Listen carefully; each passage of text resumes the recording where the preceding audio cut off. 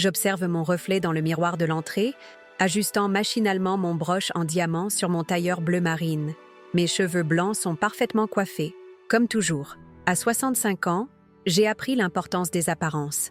Les rides autour de mes yeux racontent des histoires que personne ne pourrait imaginer. Je passe délicatement mes doigts sur mon visage, me demandant si quelqu'un pourrait un jour soupçonner qui je suis vraiment. Le téléphone sonne, interrompant mes pensées. C'est Camille, ma fille. Elle m'annonce qu'elle passera dans l'après-midi avec Sylvie, sa belle-mère. Cette nouvelle me contrarie plus que je ne le laisse paraître. Sylvie Moreau, la seconde épouse de Pierre, mon ex-mari. Une femme élégante, sophistiquée, de 55 ans, qui a toujours su comment s'imposer dans les hauts cercles parisiens. Une femme que je n'ai jamais appréciée, mais que j'ai toujours observée avec une curiosité professionnelle. Mon appartement du 16e arrondissement est mon refuge depuis des années. Spacieux, lumineux, avec ses moulures haussmanniennes et ses antiquités soigneusement choisies. Chaque objet a une histoire. Chaque livre dans ma bibliothèque a une raison d'y être. Je passe la matinée à préparer minutieusement cette visite. Je sors ma porcelaine fine, celle que j'utilise rarement. Je prépare quelques amuse-bouches, disposées avec une précision calculée sur un plateau d'argent hérité de ma mère. Du moins, de la femme que tout le monde croyait être ma mère. À 14 heures précises, la sonnette retentit. Camille entre, embrassant mes joues avec une affection qui semble forcée aujourd'hui. Derrière elle, Sylvie, dans son tailleur crème impeccable, me salue avec cette politesse distante qui caractérise nos rares interactions. Je note immédiatement la tension dans les épaules de ma fille, la façon dont ses yeux évitent les miens. Quelque chose ne va pas. J'ai pensé qu'un café nous ferait du bien, dit Camille, se dirigeant vers ma cuisine, comme si elle cherchait à s'échapper de notre présence. Je m'en occupe, maman.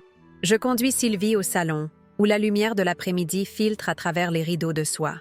Nous échangeons des banalités, le temps, une exposition au Louvre, la dernière collection de Saint-Laurent, des conversations de façade, comme tant d'autres que j'ai menées au cours de ma longue carrière. Je l'observe attentivement, sa posture, ses gestes, la façon dont elle regarde furtivement sa montre. Elle attend quelque chose. « Pierre m'a dit que vous aviez été professeur de chimie », dit-elle soudainement. « Fascinant. Vous devez connaître beaucoup de substances intéressantes. » Je souris légèrement, inclinant la tête. La chimie nous entoure, Sylvie. Dans chaque interaction, chaque réaction. C'est une science qui nous apprend que les apparences sont souvent trompeuses. Un silence s'installe entre nous, épais comme le brouillard matinal sur la Seine. Je remarque une fine couche de transpiration sur son front malgré la fraîcheur de l'appartement. Camille revient avec un plateau portant 3 tasses de café.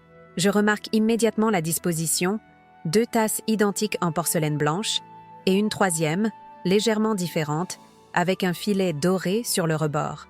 Elle place cette dernière devant moi, ses mains tremblant imperceptiblement. « Tu te souviens de ces tasses, maman ? Celles que grand-mère utilisait pour les occasions spéciales ?» Je hoche la tête, tout en notant que la tasse qu'elle me destine n'est pas de cet ensemble. C'est une substitution subtile, que seul un œil entraîné pourrait remarquer. À cet instant, mon téléphone vibre dans ma poche. Je le sors, prétextant un message important. « C'est Antoine !» Je murmure, feignant la surprise. Il est censé être en Suisse, mais il dit qu'il a des problèmes avec son passeport. Je me lève, m'excusant, et m'éloigne légèrement pour répondre. C'est un mensonge, bien sûr. Antoine n'a pas appelé. Mais ce moment de distraction me permet d'observer Camille et Sylvie échanger un regard lourd de sens. Quand je reviens, je pose distraitement mon téléphone près des tasses. Et dans un geste qui semble accidentel, je déplace légèrement le plateau. Dans cette confusion orchestrée, j'échange ma tasse avec celle de Sylvie. « Désolée pour cette interruption », je dis en reprenant place. Antoine a toujours été si distrait avec ses documents. Nous buvons notre café. Je remarque que Camille ne touche pas au sien, prétextant qu'il est trop chaud. Ses yeux ne quittent pas Sylvie, qui boit à petites gorgées, commentant l'arôme particulier de mon café. Un mélange spécial. Je réponds vaguement. J'ai toujours aimé les saveurs. Inattendu. 10 minutes passent, remplies de conversations superficielles. Puis soudain, Sylvie porte la main à sa gorge. Son visage pâlit visiblement. Elle se lève brusquement, vacille et s'effondre sur mon tapis perçant. « Sylvie !» crie Camille, se précipitant vers elle. Le corps de Sylvie est secoué de tremblements. De l'écume se forme au coin de ses lèvres. Ses yeux, écarquillés par la peur, se fixe sur moi avec une accusation muette.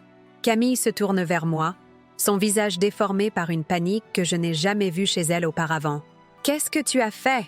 hurle-t-elle, sa voix montant dans les aigus. « Qu'est-ce que tu as fait ?» Je regarde la scène avec une expression d'horreur parfaitement calculée. Je ne comprends pas, je balbutie, reculant vers la porte. Je vais chercher de l'aide. Mais au lieu d'appeler une ambulance, je saisis mon sac à main et quitte précipitamment l'appartement.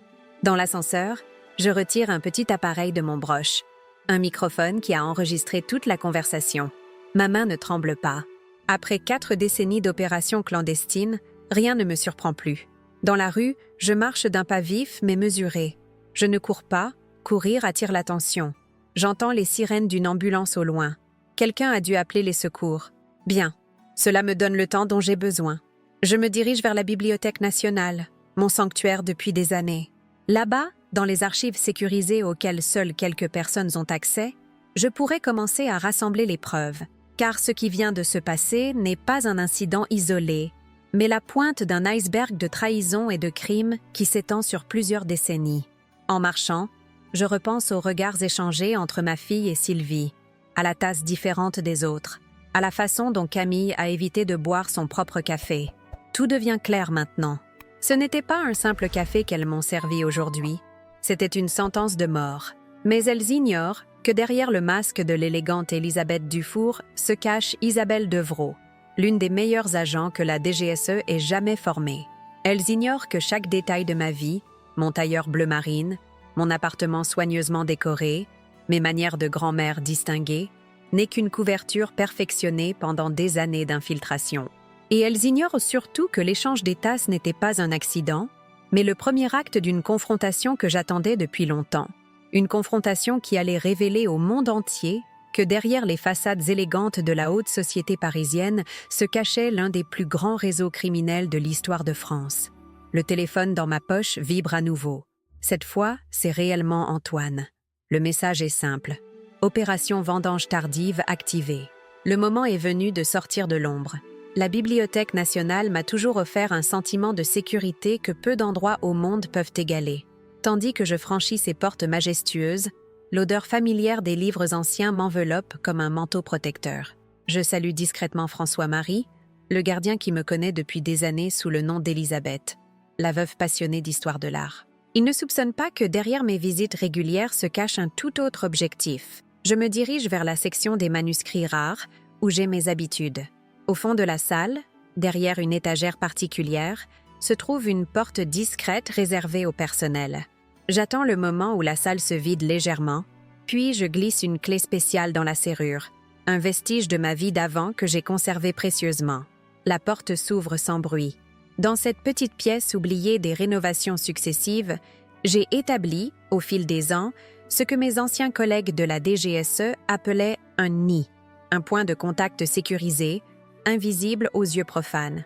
Une table simple, une chaise, un ordinateur ancien mais modifié pour être indétectable sur les réseaux, et surtout, un coffre-fort dissimulé sous une dalle du plancher, contenant mon véritable passeport, des documents cryptés et une arme que je n'ai pas touchée depuis près de 10 ans. Je m'assieds, mes mains légèrement tremblantes maintenant que je suis seule. La réaction physiologique normale après une montée d'adrénaline. Je la laisse passer, respirant profondément comme on me l'a enseigné il y a si longtemps à l'académie. Puis, j'extrais le microphone de mon broche et le connecte à l'ordinateur. L'enregistrement est clair, sans ambiguïté. La panique dans la voix de Camille résonne dans mes oreilles. « Qu'est-ce que tu as fait ?» Ces mots n'étaient pas ceux d'une fille inquiète pour sa belle-mère. C'étaient les mots de quelqu'un voyant un plan soigneusement élaboré s'effondrer. Je ferme les yeux un instant, laissant les souvenirs affluer. Camille, cet enfant que j'ai élevé comme la mienne, ses premiers pas, ses premiers mots, ces larmes que j'ai essuyées, ces rires qui ont illuminé ma couverture parfaite de mère dévouée. Était-ce tout un mensonge? Depuis combien de temps savait-elle qui j'étais vraiment? Ou pire, depuis combien de temps me mentait-elle sur sa propre identité? Mon téléphone vibre à nouveau. C'est un message codé d'Antoine. Château sécurisé. Attendre confirmation avant phase 2. Antoine, officiellement mon fils éloigné aux yeux du monde, est en réalité mon contact principal avec les services actifs. Directeur des opérations d'Interpol, Il a orchestré en silence notre mission pendant des années, attendant patiemment que le réseau que nous traquions fasse une erreur. Cette erreur, c'était aujourd'hui. Tenter de m'éliminer. Je sors du coffre-fort un petit appareil que peu de personnes sauraient identifier. Un analyseur chimique miniaturisé, développé par nos laboratoires et jamais commercialisé. J'y insère le mouchoir avec lequel j'ai subtilement essuyé le rebord de ma tasse originale, celle destinée à me tuer. L'appareil bourdonne doucement pendant qu'il analyse les résidus. 3 minutes plus tard, le résultat s'affiche. Thallium, associé à un composé organique que je ne reconnais pas immédiatement. Le thallium, poison de prédilection des services secrets soviétiques pendant la guerre froide. Sans goût, sans odeur, pratiquement indétectable, sauf par des analyses spécifiques. Mortel à petite dose, causant une défaillance des organes qui pourrait facilement passer pour une crise cardiaque chez une femme de mon âge. La sophistication du poison confirme mes soupçons. Ce n'est pas l'œuvre d'amateurs, c'est une opération professionnelle. Je consulte un dossier crypté sur l'ordinateur, entrant une série de mots de passe que je change régulièrement. Des photos apparaissent à l'écran. Pierre et Sylvie, lors d'une réception à l'ambassade russe il y a 3 mois. Pierre serrant la main d'un homme que nos services connaissent bien, Victor Orlov, ancien KGB reconverti dans le commerce d'antiquités. Sylvie en grande conversation avec la femme du ministre de la Culture. Et plus troublante encore, Camille, ma Camille, remettant discrètement une enveloppe à un attaché diplomatique connu pour ses liens avec le trafic d'œuvres d'art. Toutes ces photos, je les ai collectées patiemment au fil des années. Des indices épars qui formaient lentement un tableau que je refusais de voir dans son intégralité. Car admettre la vérité, c'était admettre que ma vie entière, mon mariage avec Pierre, la naissance et l'éducation de Camille, notre séparation orchestrée pour me permettre d'observer ses activités de l'extérieur, n'était qu'une succession de manipulations.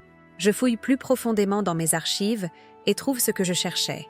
Le rapport d'autopsie officieux de Jean-Michel Devreau, mon véritable mari, mort accidentellement lors d'une chute dans les caves du château Dufour il y a 38 ans. La véritable raison qui m'a poussée à accepter cette mission d'infiltration. Le rapport, que j'ai subtilisé au médecin légiste avant qu'il ne soit modifié, mentionne des traces de lutte, des contusions incompatibles avec une simple chute. Jean-Michel, historien passionné, avait été invité par Pierre pour authentifier une collection de vins rares. Ce qu'il avait découvert dans cette cave, je l'ignorais alors. Mais sa mort avait éveillé les soupçons de la DGSE, qui m'avait approché. Moi, jeune chimiste brillante, ayant effectué quelques missions ponctuelles pour les services, pour une infiltration de longue durée. Devenez Élisabeth Dufour, m'avait-il dit. Épousez Pierre, gagnez sa confiance. Découvrez ce qui se cache derrière la façade respectable du château Dufour. J'avais accepté, porté par le chagrin et la soif de justice. Je ne savais pas alors que cette mission consumerait 4 décennies de ma vie. Un bruit dans le couloir me fait sursauter. Je ferme rapidement les fichiers, prête à jouer le rôle de la bibliophile égarée si quelqu'un entre. Mais ce n'est qu'un chariot de livres qui passe. Je reprends mon souffle et continue mon travail. Les heures passent, tandis que je compile méticuleusement les preuves accumulées pendant des années. Des transactions financières suspectes liées aux ventes de vins du château. Des correspondances cryptées interceptées entre Pierre et des collectionneurs privés en Russie, en Chine, au Moyen-Orient. Des photos de la cave secrète que j'avais réussi à prendre lors d'une rare occasion où Pierre avait baissé sa garde, révélant des tableaux que j'avais immédiatement identifiés comme faisant partie des œuvres volées pendant l'occupation. Et puis, l'élément le plus troublant, un dossier sur Camille, ou plutôt sur la véritable identité de celle que j'avais toujours cru être ma fille. Le dossier est mince. Nos services n'avaient jamais réussi à percer complètement ce mystère. Mais les faits sont là, implacables. Des tests ADN effectués secrètement lors d'un séjour hospitalier de Camille pour une appendicite, montrant qu'elle n'avait aucun lien biologique avec moi. Des photos d'une jeune femme ressemblant étrangement à Camille, mais sous un autre nom, sortant d'une académie militaire russe 5 ans avant sa naissance officielle. La vérité me frappe avec une force qui me coupe le souffle. Camille n'a jamais été ma fille. Elle était une agente dormante, placée dans ma vie pour me surveiller, pour s'assurer que je ne découvrirais jamais la vérité sur les activités de Pierre. Une contre-espionne chargée d'observer l'espionne que j'étais. Une douleur sourde envahit ma poitrine. 40 ans de mensonges. 40 ans à aimer une enfant qui n'était qu'une illusion, Une pièce dans un jeu d'échecs géopolitique dont je commençais seulement à comprendre l'ampleur. Je me force à respirer lentement, à compartimenter cette douleur comme on me l'a enseigné. Le temps du chagrin viendra plus tard. Maintenant, je dois agir. Je compile toutes les preuves sur une clé de stockage sécurisée et efface soigneusement toute trace de ma présence sur l'ordinateur. Puis je replace le plancher dissimulant le coffre-fort et vérifie que la pièce est exactement comme je l'ai trouvée. En quittant la bibliothèque, je passe devant François-Marie, lui adressant un sourire fatigué. « Une journée productive, Madame Dufour ?» me demande-t-il poliment. « Très instructive. » Je réponds simplement.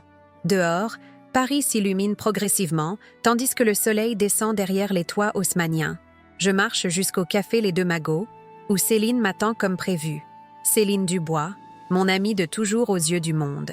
En réalité, ma contrôleuse à la DGSE pendant toutes ces années, la seule personne connaissant ma véritable identité, mon ancrage dans la réalité quand le poids de ma double vie devenait insupportable.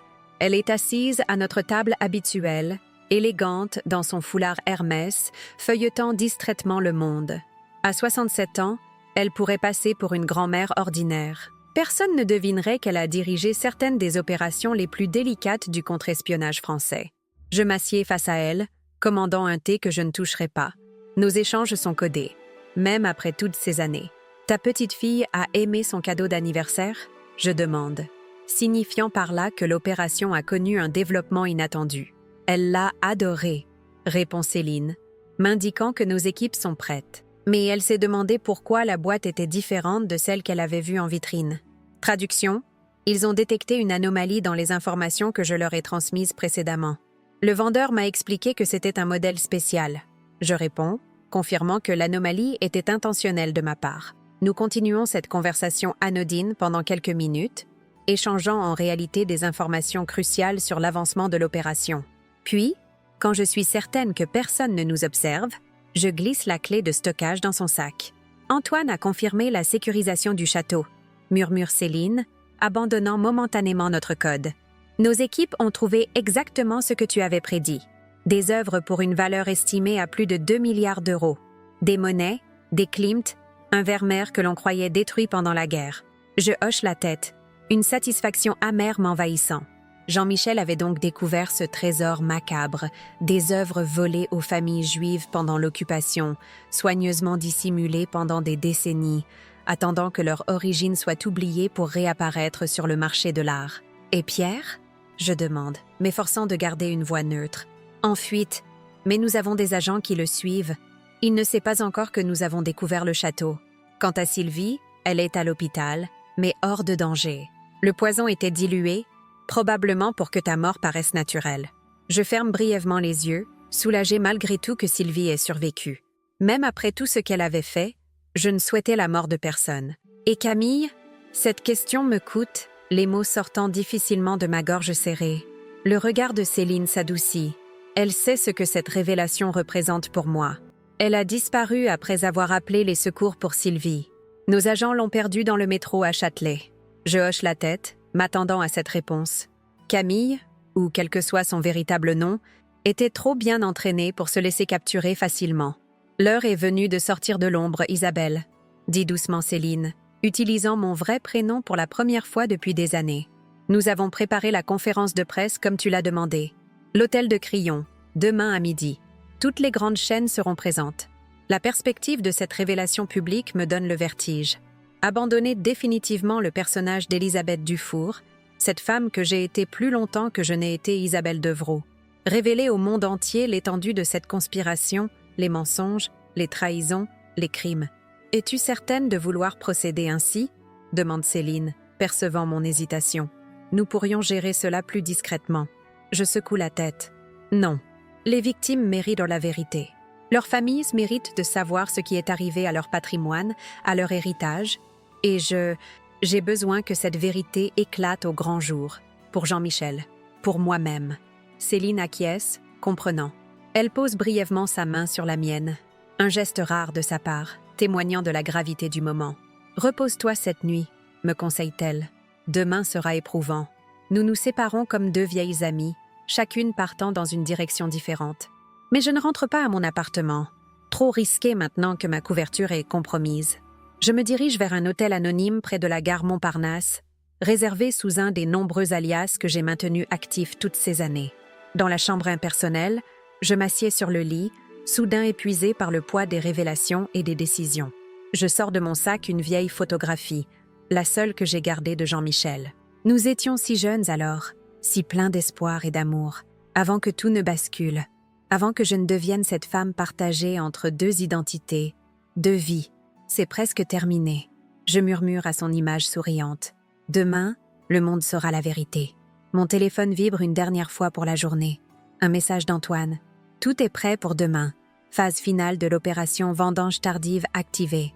Je ferme les yeux, visualisant la conférence de presse du lendemain, anticipant les révélations qui ébranleront la France entière. Des décennies de patience, d'observation, de collecte méticuleuse de preuves, culminant en ce moment de vérité absolue.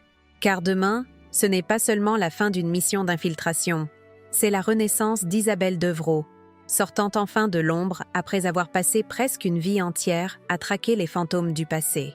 Le sommeil ne vient pas facilement cette nuit-là. Dans cette chambre d'hôtel anonyme, je me tourne et retourne, hantée par des fragments de souvenirs qui s'entrechoquent dans mon esprit. L'image de Sylvie s'effondrant sur mon tapis persan, le cri de Camille, le visage de Jean-Michel sur cette vieille photographie, immortalisée dans sa jeunesse, ne sachant pas que sa vie serait bientôt écourtée. À 5 heures du matin, j'abandonne toute tentative de repos. Je me douche longuement, laissant l'eau chaude délier mes muscles tendus. Puis je m'habille avec un soin particulier, choisissant le tailleur bleu marine que j'ai fait confectionner spécialement pour cette occasion.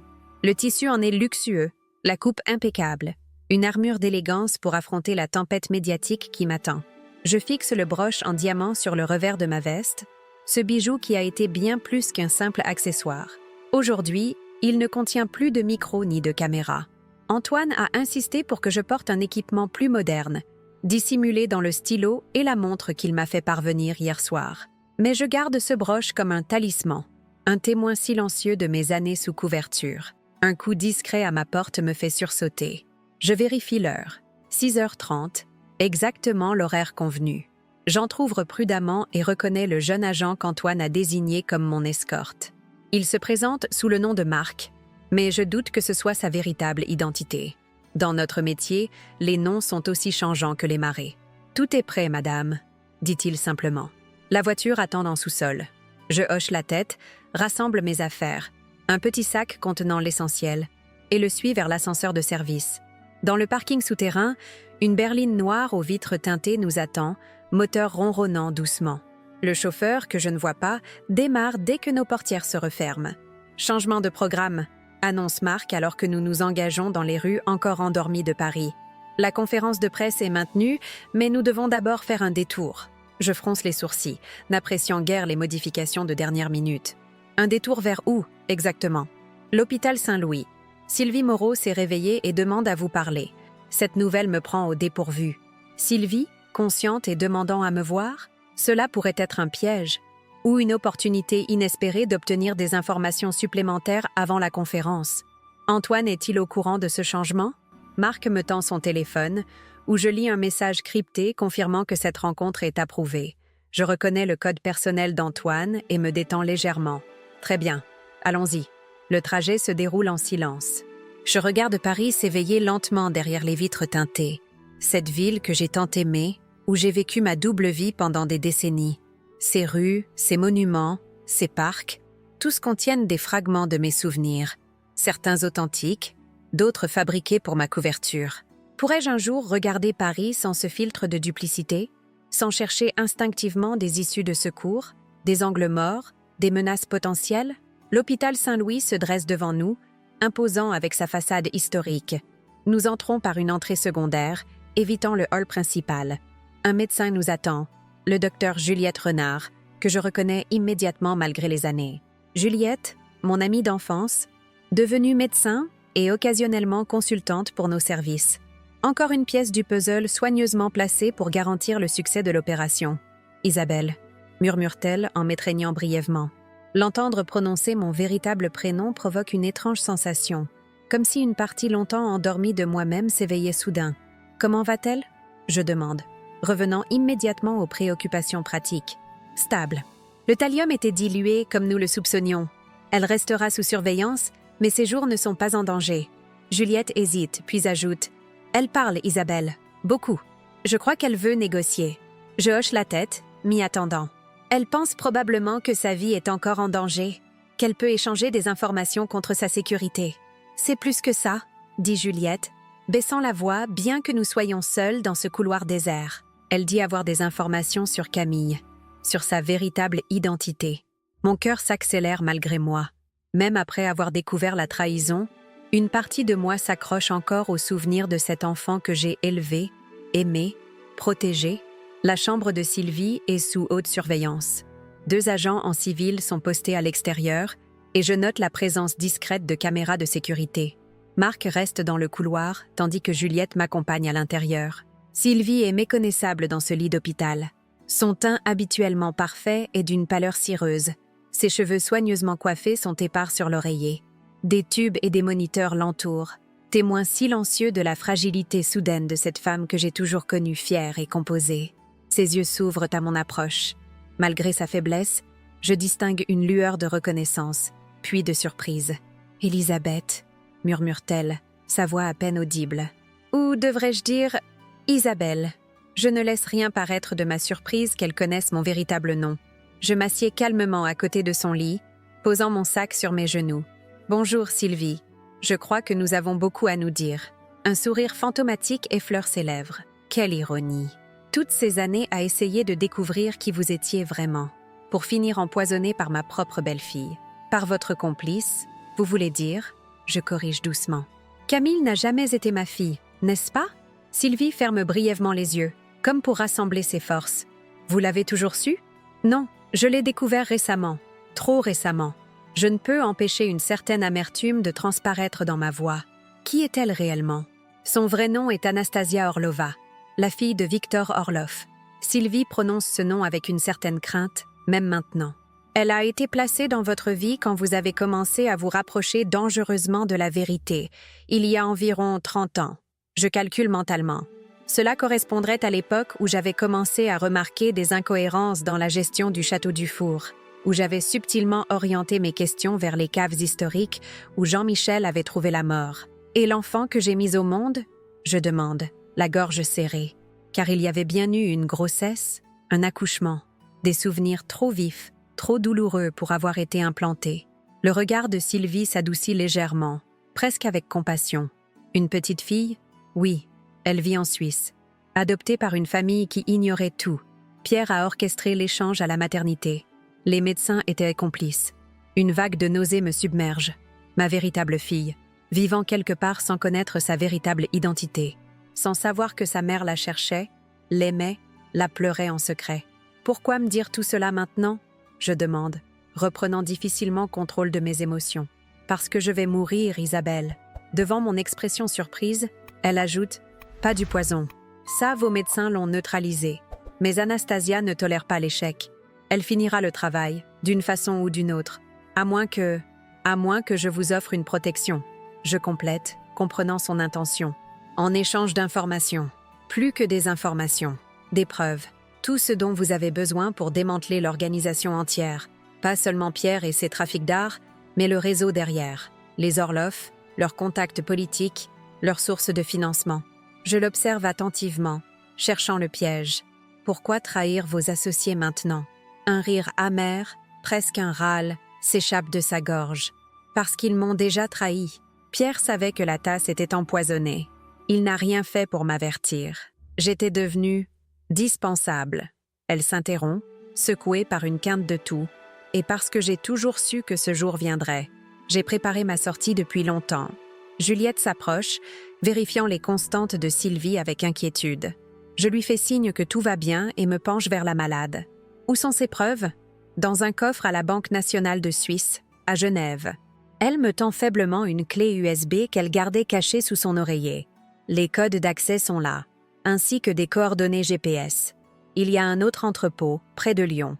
D'autres œuvres, plus anciennes, plus précieuses encore. Je prends la clé, la glissant dans la poche intérieure de ma veste. Et Camille, Anastasia, où est-elle maintenant? Le visage de Sylvie se contracte dans une expression qui pourrait être de la peur. Elle a ses propres ressources, ses propres contacts. Elle n'a jamais été véritablement loyale envers Pierre ou moi. Elle sert ses propres intérêts, les intérêts des Orloff. Que savez-vous de sa prochaine destination? Elle a un appartement secret à Montmartre, 17 rue des Trois Frères, 3e étage. Mais elle n'y restera pas longtemps. Pas maintenant qu'elle sait que sa couverture est compromise. Je mémorise l'adresse, reconnaissante pour cette information qui pourrait nous permettre d'intercepter Anastasia avant qu'elle ne disparaisse définitivement. Je me lève pour partir, mais Sylvie attrape faiblement mon poignet. Une dernière chose, Isabelle. Votre fille biologique. Elle déglutit péniblement. Son nom est Claire Dumont. Elle vit à Lausanne. Elle est médecin, comme sa grand-mère. Ces mots me frappent comme un coup physique. Ma mère était médecin, en effet. Un détail que peu de personnes connaissaient. Un lien avec mon passé d'avant ma couverture. L'idée que ma fille, ma véritable fille, ait suivi sans le savoir les traces de sa grand-mère maternelle, me bouleverse profondément. Merci, je murmure, sincère malgré tout ce que cette femme a fait. Sylvie secoue faiblement la tête. Ne me remerciez pas. J'ai participé à détruire votre vie. J'ai juste assez de conscience pour vouloir réparer une infime partie du mal que nous avons causé. Je hoche la tête, ne faisant pas confiance à ma voix pour répondre. Puis je sors de la chambre, où Marc m'attend patiemment. « Direction l'hôtel de Crillon ?» demande-t-il, consultant sa montre. « Pas encore. Un détour par Montmartre d'abord. J'ai une adresse à vérifier. » Marc communique ce changement à notre chauffeur, puis me lance un regard interrogateur. Je lui explique brièvement la situation, lui transmettant l'adresse où Anastasia pourrait se trouver. « Je dois prévenir Antoine, » dit-il, sortant son téléphone sécurisé. « Attendez, je l'arrête. Une idée germant dans mon esprit. J'aimerais procéder différemment. Si nous envoyons une équipe tactique, elle le saura avant même que nous arrivions. Elle a des informations cruciales, sur le réseau, sur ma fille biologique. Je veux la confronter personnellement. » Marc hésite, visiblement mal à l'aise avec cette suggestion. « Ce n'est pas le protocole, madame. C'est trop risqué. » « Le protocole ?» Je souris avec une pointe d'ironie. J'ai passé 40 ans sous couverture. J'ai vécu chaque jour en improvisant, en adaptant le protocole aux circonstances. Faites-moi confiance. Après une brève consultation avec Antoine, dont j'entends la voix réticente à travers le téléphone, Marc accepte finalement mon plan. Nous nous dirigeons vers Montmartre, où les ruelles commencent tout juste à s'animer des premiers touristes et des habitants se rendant au travail. La rue des Trois Frères est typique du quartier. Étroite, pentue, bordée d'immeubles anciens aux façades colorées. Nous repérons facilement le numéro 17, un bâtiment d'apparence modeste avec une porte d'entrée en bois sculpté. « Attendez dans la voiture », j'ordonne à Marc. « Si je ne suis pas revenu dans 20 minutes, intervenez. » « Antoine a dit 10 minutes maximum, » corrige-t-il, le visage tendu. Je souris, touché par cette inquiétude. « 15 alors. Un compromis. » J'entre dans l'immeuble, dont la porte n'est pas verrouillée à cette heure matinale. Pas d'ascenseur, bien sûr. Ces vieux immeubles montmartrois gardent leur charme d'antan, escalier grinçant compris.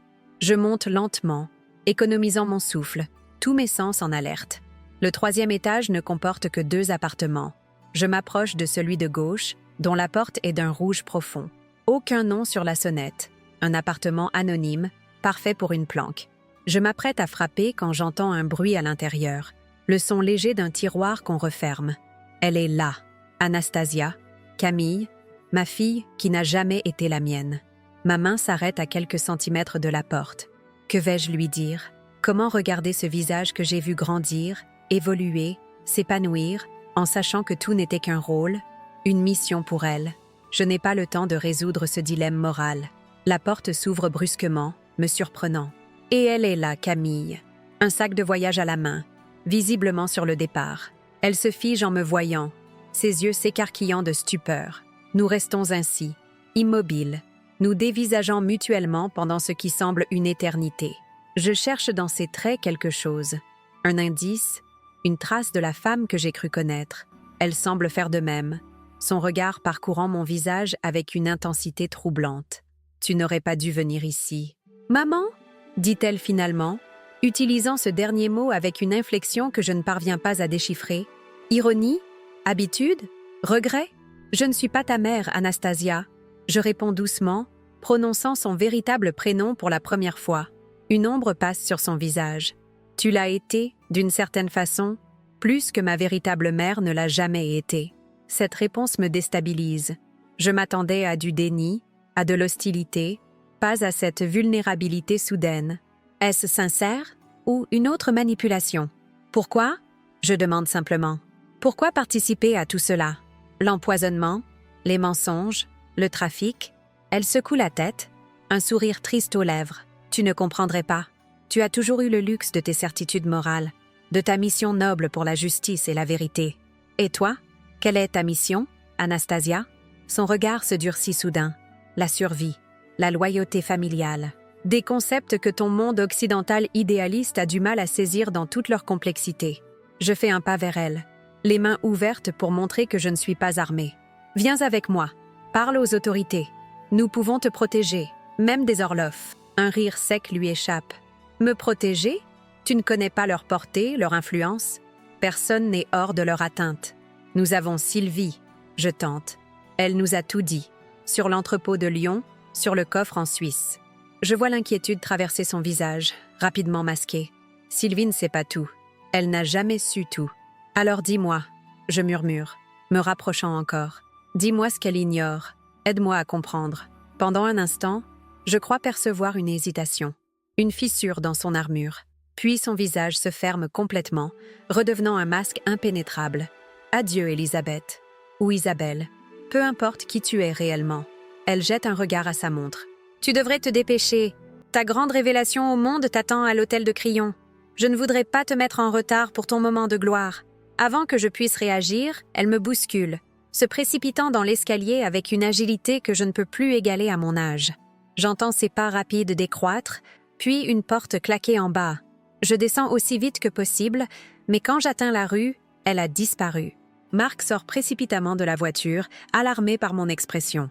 Elle était là. Je souffle. Elle s'est échappée. Il parle rapidement dans son communicateur, alertant les équipes de surveillance dans le quartier. Mais je sais déjà qu'ils ne la retrouveront pas.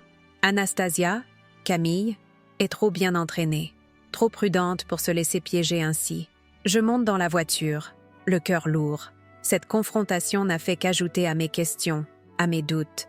Pendant un bref instant, j'ai cru voir quelque chose de sincère dans son regard, une faille dans le personnage, un écho de la relation que nous avions construite, même sur des fondations mensongères. Direction l'hôtel de Crillon maintenant, je dis au chauffeur, la voix ferme malgré mon trouble intérieur. Il est temps de révéler la vérité au monde. Tandis que la voiture s'engage dans la circulation parisienne, je repense à ces derniers mots. Mon moment de gloire. Est-ce vraiment ce que je recherche? La reconnaissance? La validation de 4 décennies de sacrifices et de duplicité? Non. Ce que je veux, c'est la justice. Pour Jean-Michel. Pour les familles dont le patrimoine a été volé. Et peut-être aussi, d'une certaine façon, pour cette fille biologique dont j'ignore tout, cette Claire Dumont qui vit en Suisse, ignorant le drame qui a façonné son existence avant même sa naissance. La conférence de presse n'est plus seulement une conclusion à ma mission. C'est le début d'une autre quête, celle de ma véritable identité, de ma véritable famille, enfouie sous les décombres de tant d'années de mensonges. L'hôtel de Crillon se dresse devant moi, majestueux témoin de l'histoire de France, ses colonnes de pierre baignées par la lumière matinale. Je prends un instant pour contempler sa façade avant d'y entrer, consciente que ma vie ne sera plus jamais la même une fois que j'aurai franchi ses portes. Marc m'escorte jusqu'à une entrée latérale, évitant le flot de journalistes déjà massés devant l'entrée principale. Dans un petit salon privé, Antoine m'attend, impeccable dans son costume sombre. Son visage, habituellement impassible, trahit une certaine tension. Il me serre brièvement dans ses bras, un geste rare qui souligne la gravité du moment. « Tout est prêt », me dit-il. Les principaux médias nationaux et internationaux sont présents. La salle des batailles est sécurisée. Nous avons vérifié chaque accréditation 3 fois. Je hoche la tête, reconnaissante pour sa méticulosité. Des nouvelles de Pierre? Interpellé il y a 1 heure à la frontière espagnole. Il tentait de quitter le pays avec 3 valises de documents et une collection de diamants non déclarés. Antoine consulte son téléphone. Quant à Camille, Anastasia, nos équipes l'ont perdue dans le quartier de Belleville. Elle a probablement des ressources que nous n'avons pas identifiées. Cette nouvelle ne me surprend pas. Une partie de moi est presque soulagée qu'elle ait échappé à la capture. Notre confrontation sur le palier de son appartement m'a laissé un sentiment d'inachevé, de questions sans réponse. Céline est déjà dans la salle, poursuit Antoine. Elle supervisera l'aspect médiatique. Nous avons également invité discrètement quelques représentants des familles juives dont les œuvres ont été spoliées. Ils ne savent pas encore pourquoi ils sont là, mais ils comprendront vite. Cette information me touche. Au-delà des considérations d'espionnage et de contre-espionnage, ce sont ces familles qui donnent un sens à toute cette opération.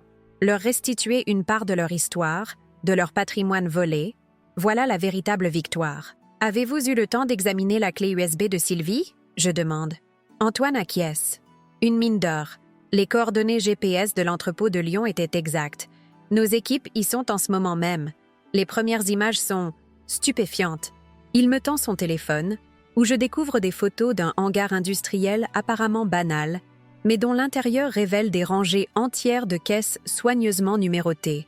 Certaines sont ouvertes, dévoilant des toiles enveloppées dans du matériel de conservation. Combien d'œuvres, je murmure, saisi par l'ampleur de la découverte. Plusieurs centaines, selon les premières estimations.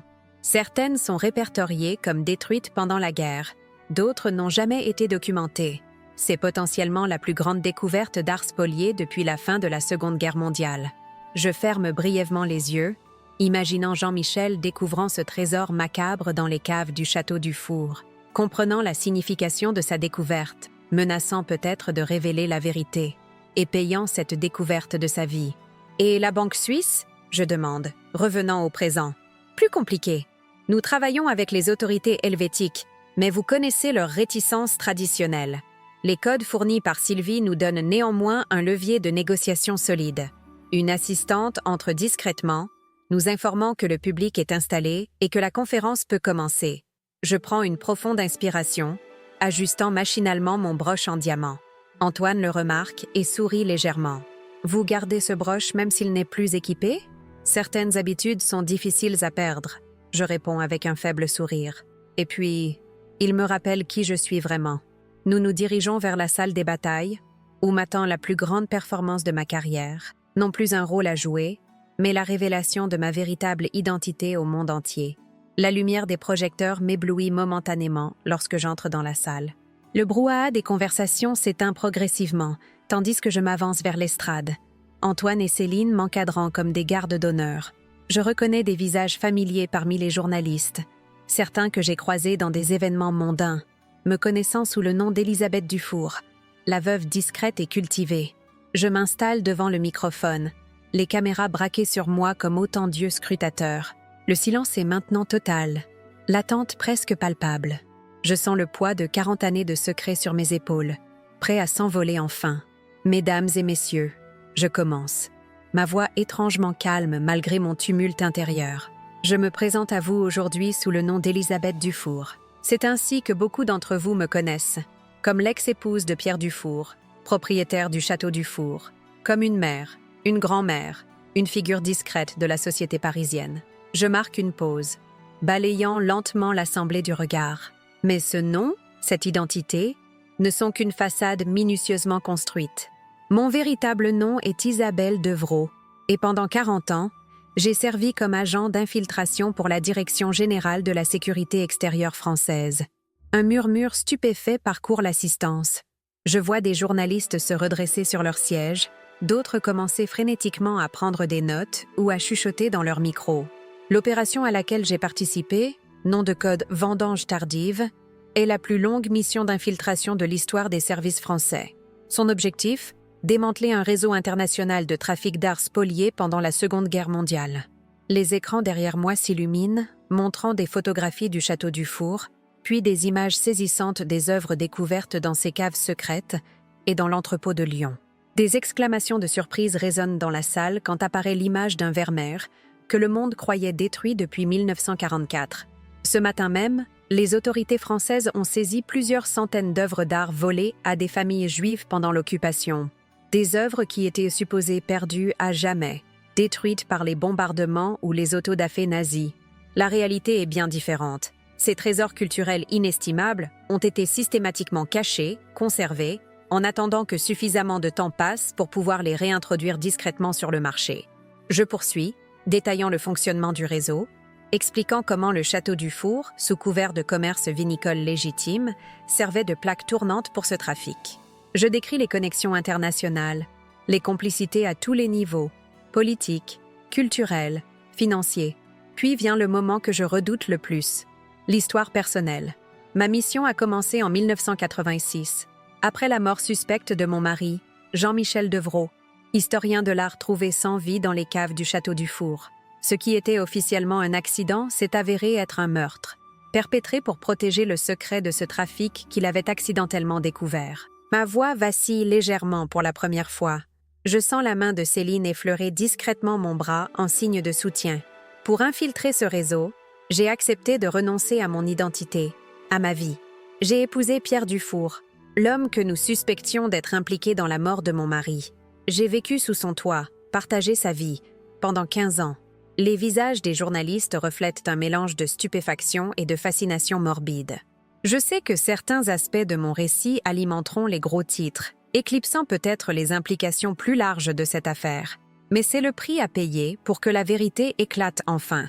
Ce que je n'avais pas anticipé, c'était la profondeur de la duplicité à laquelle je serais confrontée.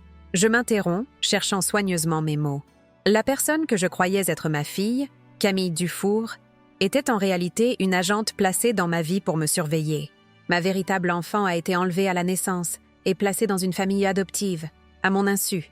Des exclamations choquées résonnent dans la salle. Je vois plusieurs journalistes se lever, tentant de poser des questions, mais Antoine fait un geste ferme pour maintenir l'ordre. J'ai découvert cette vérité seulement hier, quand ma supposée fille a tenté de m'empoisonner, un plan qui a échoué quand j'ai échangé accidentellement ma tasse de café avec celle de Sylvie Moreau, la seconde épouse de Pierre Dufour, et complice dans ce réseau criminel. Les images sur les écrans changent, montrant maintenant Pierre Dufour escorté par des policiers, puis Sylvie dans son lit d'hôpital, sous surveillance. À l'heure où je vous parle, Pierre Dufour a été appréhendé alors qu'il tentait de fuir le pays. Sylvie Moreau est sous protection policière à l'hôpital, ayant accepté de coopérer avec les autorités en échange d'une réduction de peine. Quant à la femme connue sous le nom de Camille Dufour, dont la véritable identité est Anastasia Orlova, elle est activement recherchée. Je détaille ensuite les ramifications internationales de cette affaire, les connexions avec la famille Orlov, connue des services de renseignement pour ses activités à la frontière de la légalité depuis l'ère soviétique.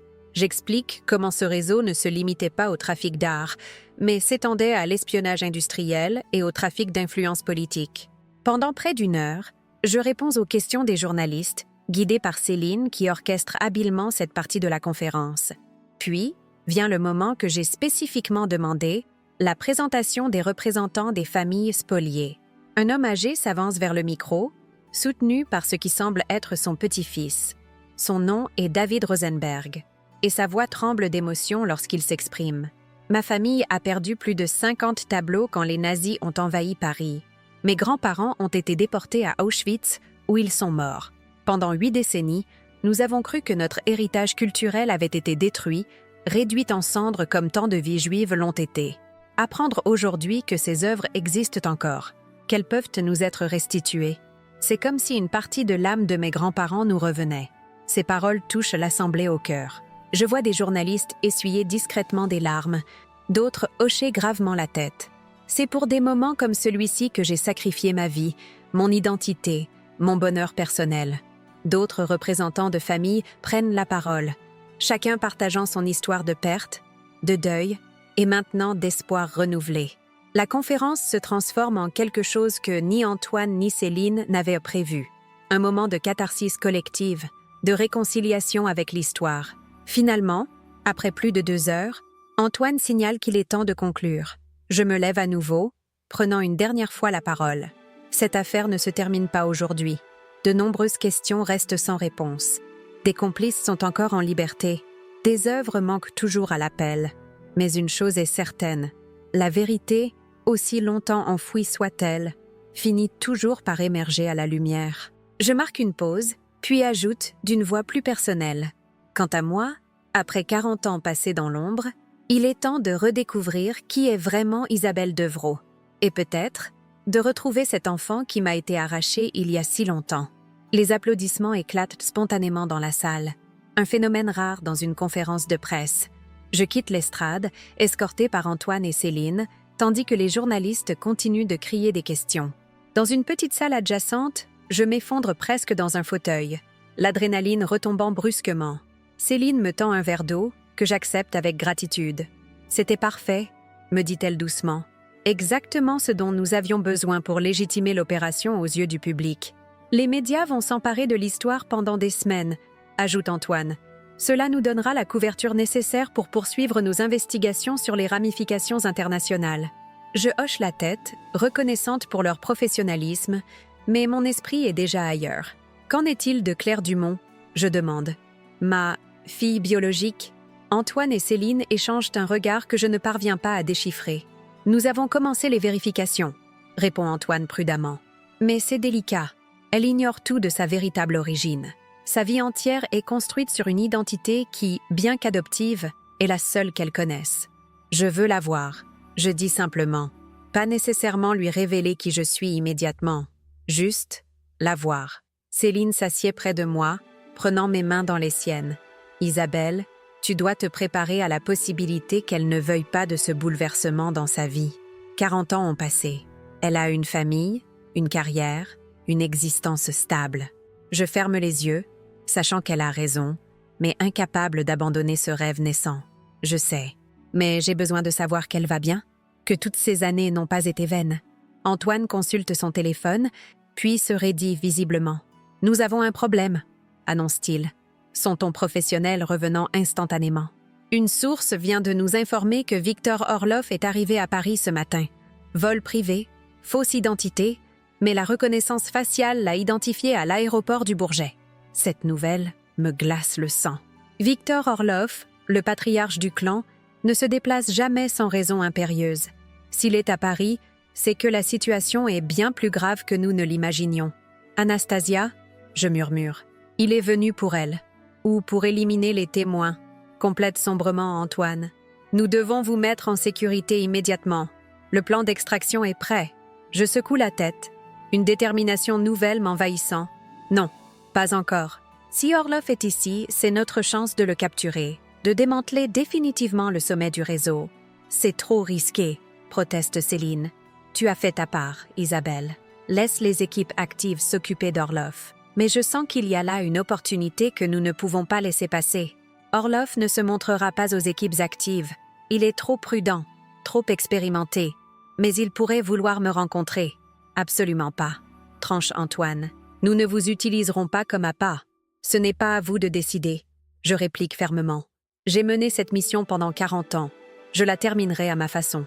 Un silence tendu s'installe entre nous. Je vois l'inquiétude dans leurs yeux, mais aussi la reconnaissance réticente que je pourrais avoir raison. Si nous faisons cela, dit finalement Antoine, ce sera avec un dispositif de sécurité maximale. Aucune improvisation, aucune prise de risque inutile. J'acquiesce, acceptant ce compromis. Contactez Sylvie à l'hôpital. Elle saura comment atteindre Orloff. Dites-lui que je souhaite une rencontre. Tandis qu'Antoine s'éloigne pour organiser ce plan audacieux, Céline reste à mes côtés, son visage reflétant un mélange d'admiration et d'inquiétude. « Pourquoi prendre ce risque, Isabelle ?»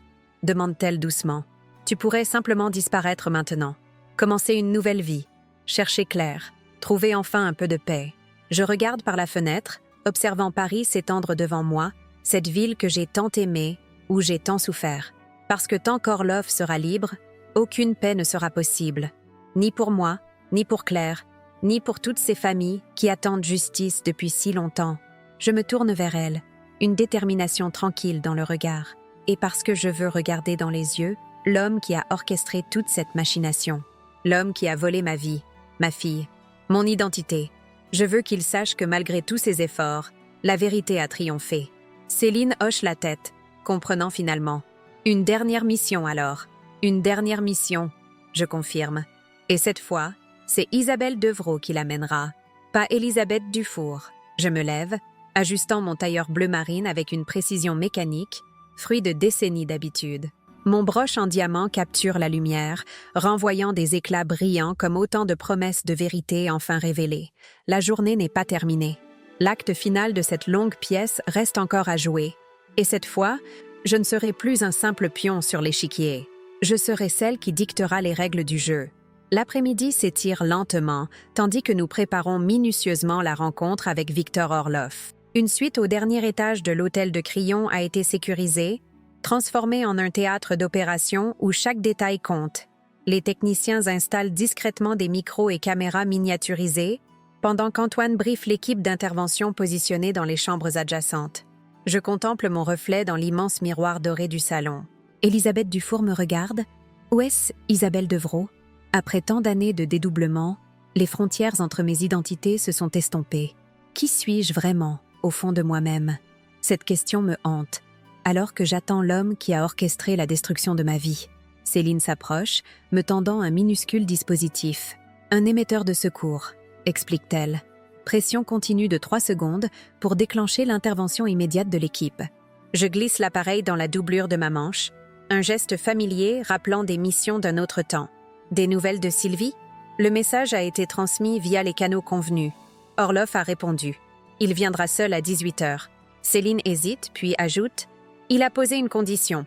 Aucun dispositif d'enregistrement dans la pièce. » Je souris légèrement. Évidemment, il est prudent. Nos équipes utiliseront des technologies qu'il ne pourra pas détecter, me rassure-t-elle. Chaque mot sera capté. Antoine revient, l'air préoccupé. Dernier rapport de surveillance. Anastasia a été aperçue près du parc Monceau il y a 1 heure. Elle semble se diriger vers le 8e arrondissement. Cette information me trouble. Elle vient ici pour prévenir Orloff ou pour assister à la rencontre, suggère Antoine. Nos équipes la suivent, mais elle est douée pour disparaître. Je repense à notre brève confrontation dans l'appartement de Montmartre, à cette lueur dans son regard que je n'avais pas su interpréter. Était-ce de la culpabilité, du regret, ou simplement le calcul froid d'une professionnelle évaluant ses options? Laissez-la venir, je décide. Si elle veut être présente, c'est qu'elle a ses raisons. Antoine s'apprête à protester, mais je lève la main pour l'interrompre. Je connais les risques. Mais c'est peut-être notre seule chance de comprendre les véritables motivations d'Anastasia. Les heures suivantes sont consacrées aux derniers préparatifs. Je suis briefée sur les techniques d'interrogatoire les plus récentes, sur les points faibles connus d'Orloff, sur les sujets à éviter. Un psychologue opérationnel me rappelle les indicateurs non-verbaux à surveiller, les micro-expressions qui pourraient trahir un mensonge ou une intention hostile. Mais au fond, je sais que cette rencontre ne suivra aucun script préétabli. Ce sera une danse d'ombre entre 2 adversaires qui se sont affrontés indirectement pendant des décennies. À 17h30, Antoine me fait signe. Il est temps. Nos équipes signalent qu'Orloff a quitté sa planque et se dirige vers l'hôtel.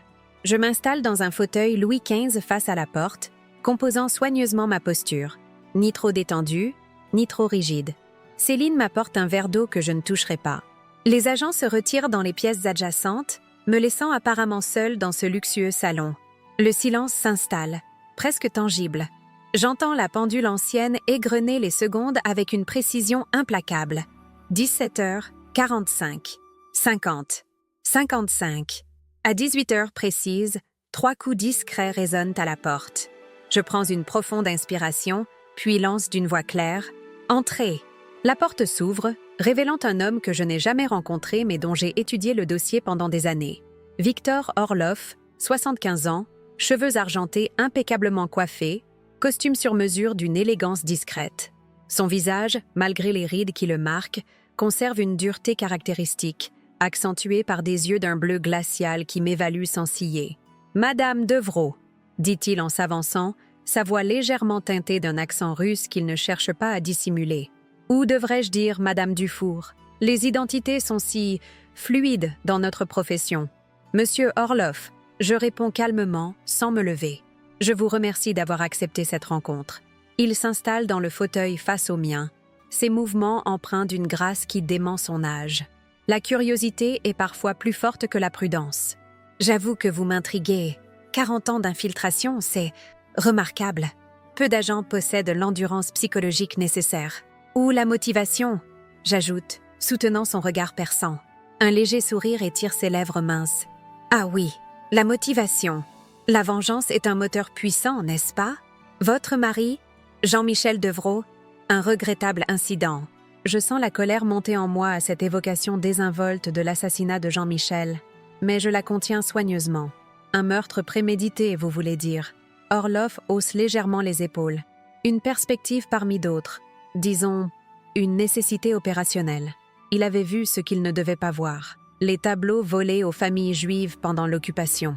Des trésors culturels sauvés de la destruction, corrige-t-il doucement. Préservés pour la postérité. N'est-ce pas préférable à les voir réduits en cendres par la folie guerrière? Je le fixe, stupéfaite par ce cynisme tranquille. Sauvés, puis revendus aux plus offrants, avec des profits considérables pour votre organisation. Il incline la tête, comme pour concéder ce point. Le commerce est l'âme de toute entreprise humaine, Madame Devrault. Même vos nobles services de renseignement ne fonctionnent-ils pas selon les principes d'investissement et de retour sur investissement? Nous nous observons mutuellement, évaluant force et faiblesse, cherchant la faille qui permettrait de prendre l'avantage dans cette joute verbale. C'est alors qu'un mouvement attire mon attention vers la porte restée entr'ouverte.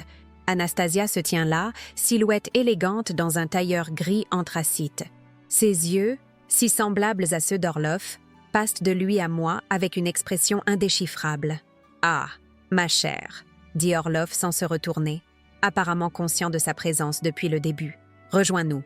Cette conversation te concerne également, après tout. » Elle s'avance gracieusement, prenant place sur un canapé à mi-distance entre nous deux, ni tout à fait avec lui, ni tout à fait avec moi. Une position symbolique qui n'échappe à aucun de nous. « Anastasia », je murmure, la gorge soudain serrée.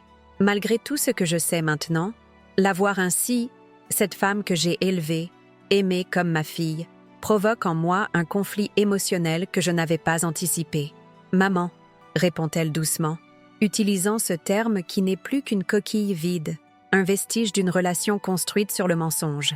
Orloff observe notre échange avec un intérêt clinique. Fascinant, commente-t-il. Après tout ce temps, après toutes les révélations, ce lien persiste. La nature humaine est d'une complexité remarquable, n'est-ce pas? Pourquoi?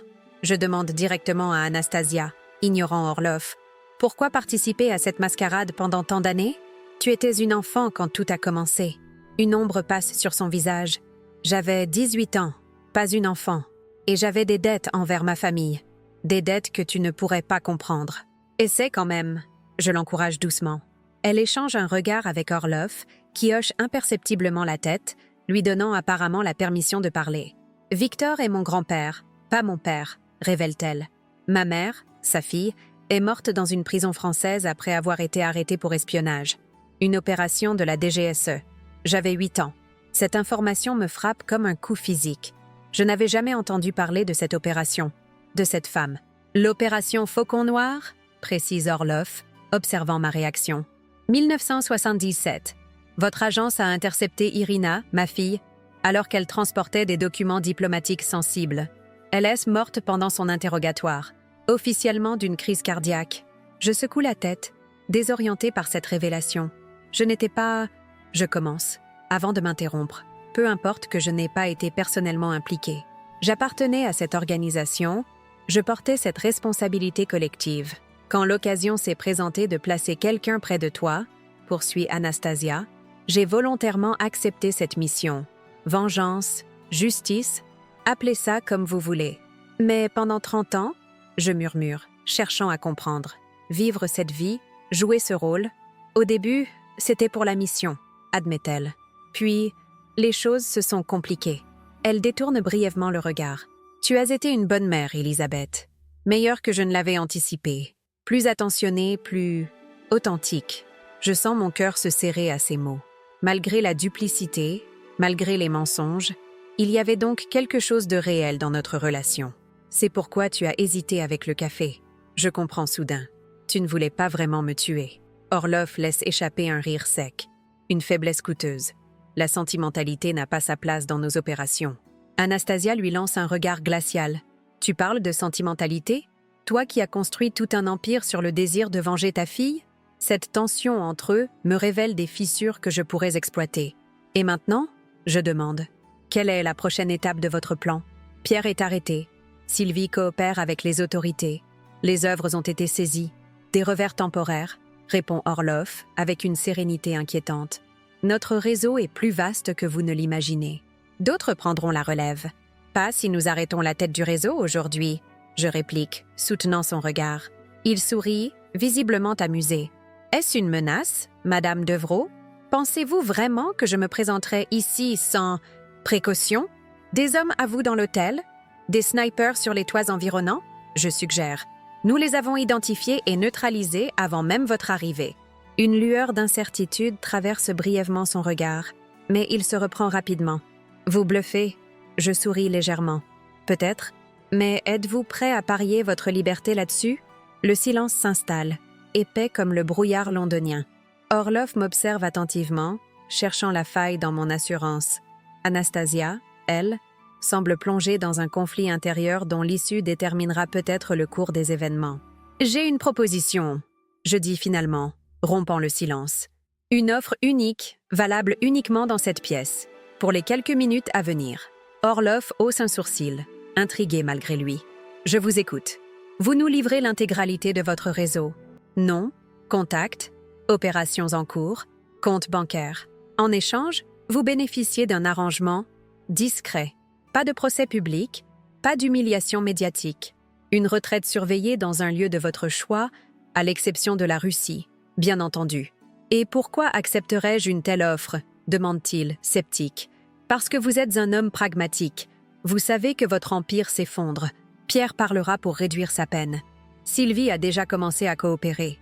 Les documents du coffre suisse nous donneront accès à vos finances. Je marque une pause, puis ajoute.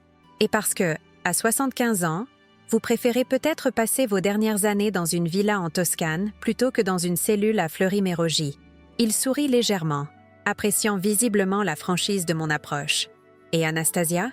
Quel sort lui réservez-vous dans cette généreuse proposition? Je tourne mon regard vers elle, pesant soigneusement mes mots. Immunité complète, en échange de sa coopération. Une nouvelle identité, un nouveau départ. Loin de tout ceci, Anastasia me fixe, stupéfaite. Pourquoi ferais-tu ça? Après tout ce que j'ai fait, parce que, malgré tout, pendant 30 ans, tu as été ma fille. Je réponds simplement. Et parce que je crois que tu mérites une chance de vivre ta propre vie, pas celle qu'on a choisie pour toi. Orlov se lève brusquement, faisant quelques pas dans la pièce. Une offre tentante, mais incomplète, dit-il finalement. Il manque un élément crucial. Lequel? Je demande méfiante. Claire Dumont. Il prononce ce nom lentement, savourant visiblement l'effet qu'il produit sur moi. Votre véritable fille. Vous voulez la retrouver, n'est-ce pas? Savoir qui elle est vraiment, ce qu'elle est devenue. Mon cœur s'accélère. Vous savez où elle est. Mieux que cela, réplique-t-il avec un sourire satisfait. Je l'ai fait surveiller toutes ces années. J'ai des dossiers complets sur sa vie, son éducation, sa carrière, ses amours, ses échecs, ses réussites. Tout ce que vous avez manqué pendant ces 40 années. Je lutte pour maintenir mon calme face à cette révélation. L'idée qu'il ait observé ma fille, qu'il possède sur elle des informations que j'ignore, me remplit d'une rage froide. Et vous proposez quoi, exactement? Un échange équitable.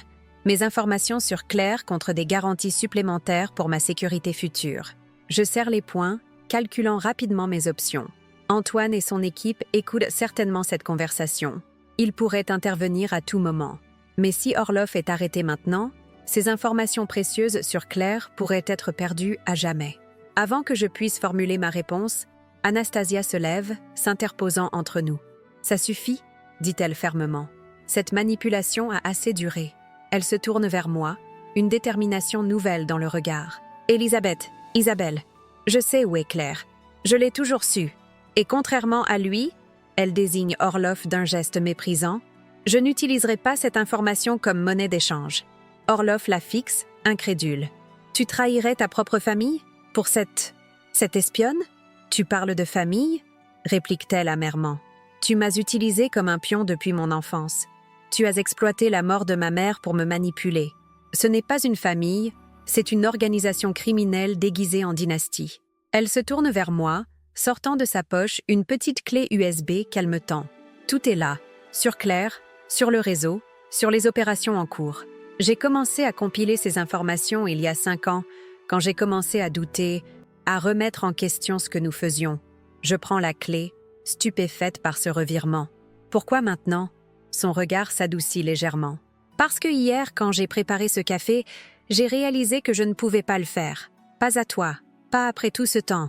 Elle hésite, puis ajoute. Tu étais peut-être en mission, mais l'amour que tu m'as donné, lui, était réel. Je l'ai senti. Pendant 30 ans. Orlov laisse échapper un rire sec, méprisant, pathétique. Je t'ai surestimée, Anastasia. Tu es faible, comme ta mère l'était. Ce commentaire déclenche quelque chose en elle. Elle se tourne vers lui, le visage transformé par une colère longtemps contenue. Ma mère n'était pas faible. Elle était humaine. Quelque chose que tu as oublié d'être il y a bien longtemps. Puis, avec un geste fluide qui me rappelle son entraînement, elle sort un petit appareil de sa poche et presse un bouton. C'est fait. L'équipe d'intervention peut entrer maintenant. Comme sur un signal, la porte s'ouvre brusquement.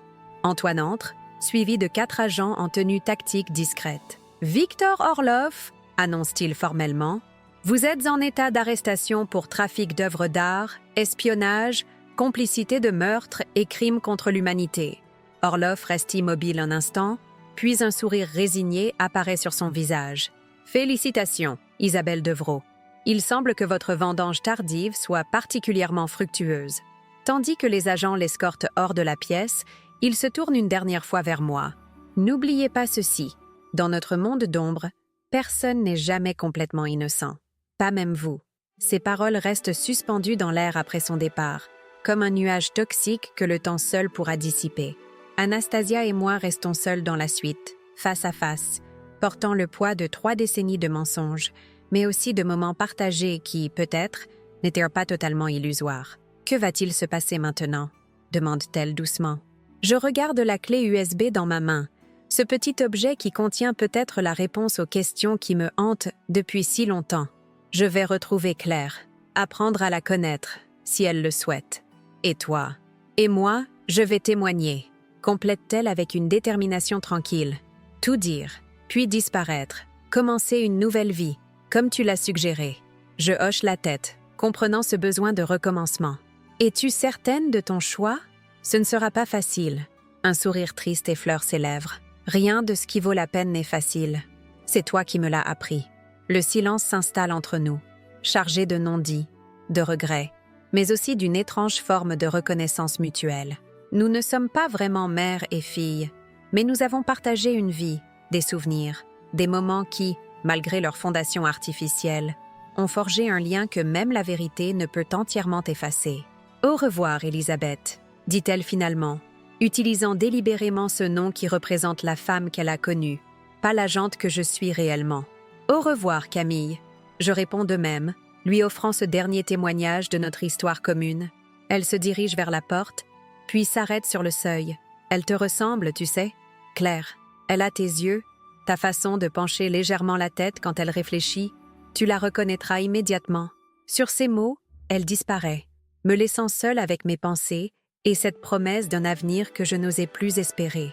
3 semaines plus tard, je me tiens devant un petit café à Lausanne, observant discrètement une femme d'une 40aine d'années qui déjeune en terrasse. Ses cheveux châtains sont retenus en un chignon simple et elle lit un livre médical tout en savourant son repas. De temps en temps, elle lève les yeux pour observer les passants et je reconnais dans ce geste ma propre curiosité, mon propre intérêt pour le monde qui m'entoure. Claire Dumont, ma fille.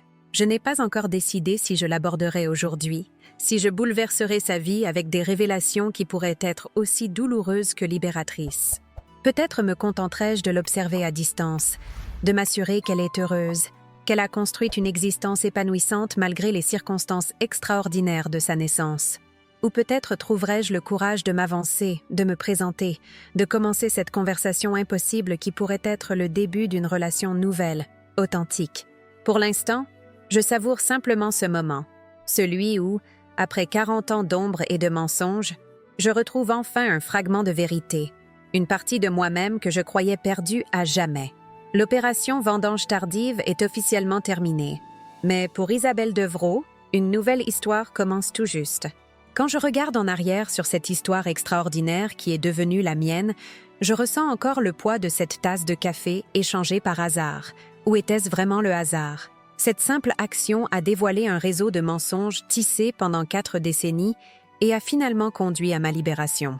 J'étais Élisabeth Dufour pour le monde, veuve respectable du propriétaire du château Dufour, mère de Camille. Mais dans l'ombre, j'étais Isabelle Devrault, agent infiltré de la DGSE, cherchant justice pour mon véritable mari, Jean-Michel, assassiné pour avoir découvert un trafic d'œuvres d'art volées aux familles juives pendant l'occupation. Pendant 40 ans, j'ai vécu cette double vie, observant, collectant des preuves, attendant le moment propice pour faire éclater la vérité. Ce moment est venu quand ma prétendue fille, Anastasia Orlova, que j'ai élevée sous le nom de Camille, a tenté de m'empoisonner sur ordre de son grand-père, Victor Orloff, et de mon ex-mari, Pierre Dufour. Le destin en a décidé autrement. J'ai échangé ma tasse avec celle de Sylvie Moreau, la seconde épouse de Pierre, révélant instantanément le complot meurtrier. La suite a été une course contre la montre, ma fuite vers la Bibliothèque nationale où j'avais établi mon nid secret, la compilation de preuves accumulées pendant des années, la découverte bouleversante que Camille n'était pas ma fille biologique, mais une agente placée pour me surveiller. Plus déchirant encore, j'ai appris que ma véritable fille avait été enlevée à la naissance et confiée à une famille adoptive en Suisse. La conférence de presse à l'hôtel de Crillon a été un moment de catharsis. Révéler au monde entier cette opération vendange tardive, la plus longue infiltration de l'histoire des services français. Voir les visages des représentants des familles spoliées, comprendre que notre travail allait enfin leur rendre une part de leur héritage volé, a donné sens à toutes ces années de sacrifices. La confrontation avec Victor Orloff, ce patriarche manipulateur qui avait orchestré tant de souffrances, restera gravée dans ma mémoire. Son arrestation a signé la fin d'une ère, le démantèlement d'un réseau criminel international qui opérait dans l'ombre depuis la Seconde Guerre mondiale. Mais le plus surprenant dans cette histoire a peut-être été le revirement d'Anastasia, ma Camille pendant 30 ans. Malgré sa mission, malgré les mensonges, un lien authentique s'était créé entre nous. Son choix de me rejoindre, de trahir sa propre famille, pour faire triompher la vérité, témoigne de cette étrange alchimie des relations humaines, où même les fondations les plus fausses peuvent parfois donner naissance à des sentiments sincères. Aujourd'hui, alors que je contemple Claire Dumont depuis la terrasse de ce café lausannois, ma fille biologique qui ne sait rien encore de son extraordinaire histoire, je médite sur les caprices du destin. Cette femme qui me ressemble tant, qui a suivi sans le savoir les traces de sa grand-mère en devenant médecin, représente pour moi une seconde chance, l'espoir d'une relation authentique, sans mensonge ni manipulation. L'opération est terminée, mais mon voyage ne fait que commencer. Après une vie passée dans l'ombre, je réapprends à être simplement Isabelle, non plus une agente, non plus une couverture, mais une femme cherchant à reconstruire son identité fragmentée, à renouer avec cette partie d'elle-même qu'elle croyait perdue à jamais. Cette histoire vous paraît peut-être incroyable, comme sortie d'un roman d'espionnage. Pourtant, je l'ai vécue, chaque jour, chaque heure, pendant 40 ans. Les services secrets, les réseaux criminels internationaux, les trafics d'art, les identités multiples, tout cela existe réellement, souvent juste sous nos yeux, invisible au regard non averti. Si je partage aujourd'hui ce témoignage avec vous, c'est pour plusieurs raisons. D'abord, pour que la vérité soit connue, pour que les victimes et leurs descendants sachent que justice a finalement été rendue. Ensuite, pour rappeler que sous les apparences les plus ordinaires peuvent se cacher des histoires extraordinaires. Votre voisine, cette dame élégante que vous croisez au marché, pourrait bien avoir un passé dont vous n'imaginez même pas la complexité. Mais surtout, je témoigne pour transmettre ce message essentiel. Même après des décennies de mensonges, la vérité trouve toujours son chemin vers la lumière. Et il n'est jamais trop tard pour recommencer, pour retrouver une part de soi-même, pour construire quelque chose d'authentique sur les ruines d'une vie d'illusion. Vous qui m'avez suivi tout au long de ce récit, vous qui avez partagé mes doutes, mes peurs, mes moments de triomphe et de désespoir, je vous remercie de votre attention, de votre présence invisible mais réconfortante. Dans ce monde numérique où nous partageons nos histoires, vous avez été les témoins silencieux de ma confession, les confidents d'une vie qui sort enfin de l'ombre. Si cette histoire vous a touché, si elle a résonné en vous d'une façon ou d'une autre, je vous invite à vous abonner à Souvenirs de grand-mère. Ce canal est devenu pour moi bien plus qu'une simple plateforme de partage. C'est un espace de mémoire collective, où des récits comme le mien peuvent survivre, inspirer, peut-être même guérir certaines blessures. Vos commentaires sont précieux. Ils me permettent de savoir comment ces histoires vous touchent, ce qu'elles éveillent en vous. Chaque expérience est unique, chaque réaction enrichit notre compréhension commune de la nature humaine. Alors, n'hésitez pas à partager vos réflexions, vos questions, vos propres expériences en lien avec ce récit. D'où venez-vous? Quelle est votre histoire? Avez-vous déjà vécu une situation où la vérité, longtemps dissimulée, a finalement éclaté au grand jour? Comment avez-vous géré ce moment de révélation? Chaque commentaire tisse un fil supplémentaire dans cette tapisserie collective que nous créons ensemble. En appuyant sur « J'aime », vous contribuez également à la diffusion de ces témoignages, permettant à d'autres personnes de découvrir ces histoires qui pourraient autrement rester dans l'ombre. C'est un geste simple, mais qui a un impact réel sur la visibilité de notre communauté. Je vous invite aussi à explorer les autres vidéos du canal. Chacune raconte une histoire unique, souvent surprenante, toujours authentique. Des récits de courage, de résilience, de transformation personnelle qui témoignent de l'extraordinaire capacité humaine à surmonter les épreuves, à se réinventer, à trouver un sens même dans les circonstances les plus difficiles. La création et la production de ces vidéos représentent un investissement considérable en temps et en ressources. Si vous appréciez ce travail et souhaitez soutenir sa continuité, vous pouvez contribuer via la fonction « Merci ». Votre participation, même modeste, permet de financer les coûts de production et de proposer de nouveaux témoignages chaque jour. Votre soutien est essentiel pour maintenir cette qualité et cette régularité qui font la réputation de Souvenirs de grand-mère. À l'heure où j'écris ces lignes, je m'apprête à prendre la décision peut-être la plus importante de ma vie. Approcher ou non Claire Dumont, lui révéler ou non sa véritable origine. Quelle que soit l'issue de cette rencontre, je sais désormais que ma vie ne sera plus jamais définie par les mensonges et les manipulations, mais par cette quête d'authenticité qui nous habite tous, consciemment ou non. C'est avec cette promesse de vérité que je vous dis au revoir, ou plutôt à bientôt, car d'autres histoires attendent d'être racontées, d'autres souvenirs demandent à être partagés. Merci de faire partie de ce voyage extraordinaire.